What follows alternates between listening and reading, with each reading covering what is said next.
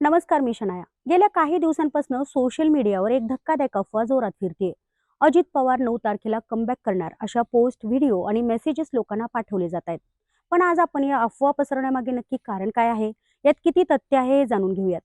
उपमुख्यमंत्री अजित पवार यांचं 28 जानेवारी रोजी विमान अपघातात निधन झालं. बारामती विमानतळावर लँडिंग करताना विमानात तांत्रिक बिघाड झाला आणि विमान जमिनीवर आदळलं. त्यानंतर विमानाचा भीषण स्फोट झाला आणि अजित पवार यांच्यासह 4 जणांचा दुर्दैवी मृत्यू झालाय. त्यानंतर अजितदादांच्या मृत्यूबाबत अनेक शंका, कुशंका उपस्थित केल्या जात आहेत. राष्ट्रवादीचे नेते अमोल मिटकरी यांनी अजित पवार यांचा घातपात झाल्याचा तीव्र संशय व्यक्त केलाय. विमान अपघाताबाबत अनेक धक्कादायक खुलासे करत मिटकरींनी या प्रकरणाला एक वेगळंच वळण लावलंय. अशातच अजित पवार 9 तारखेला कमबॅक करणार असल्याच्या चर्चा इंटरनेटवर चांगल्या आहेत.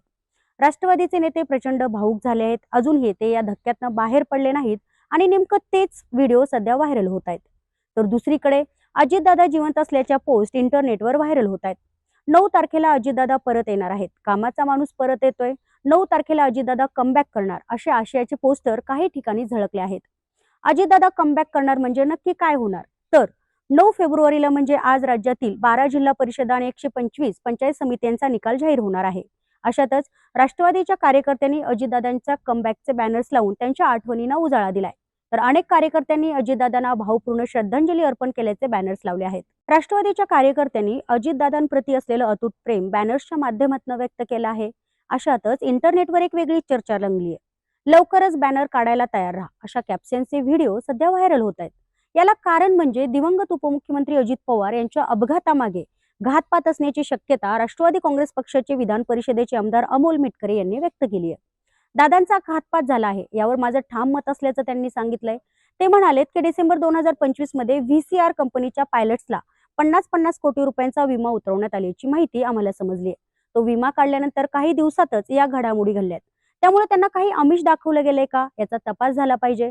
तसेच पायलट्सला हिप्नोटाईज केलं जाऊ शकतं का, त्या दृष्टिकोनातून देखील तपास हवा अशी मागणी त्यांनी केली आहे. विमानाचे पायलट्स अजमल कसाब सारखे हिप्नोटाईज केले जाऊ शकतात का? कारण जो पायलट कंपनीने नेमला होता तो पायलट बदलला गेला का?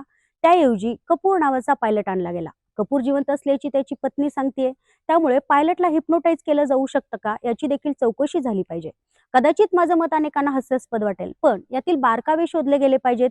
तसेच या अपघातामागे व्हीसीआर कंपनीचा या घातपात मागे मोठा सहभाग असण्याची शक्यता नाकारता येत नसल्याचं मत त्यांनी व्यक्त केलंय. दरम्यान एकीकडे 10 फेब्रुवारी रोजी रोहित पवार अजितदादांच्या अपघाताबद्दलचे पुरावे दाखवणार आहेत.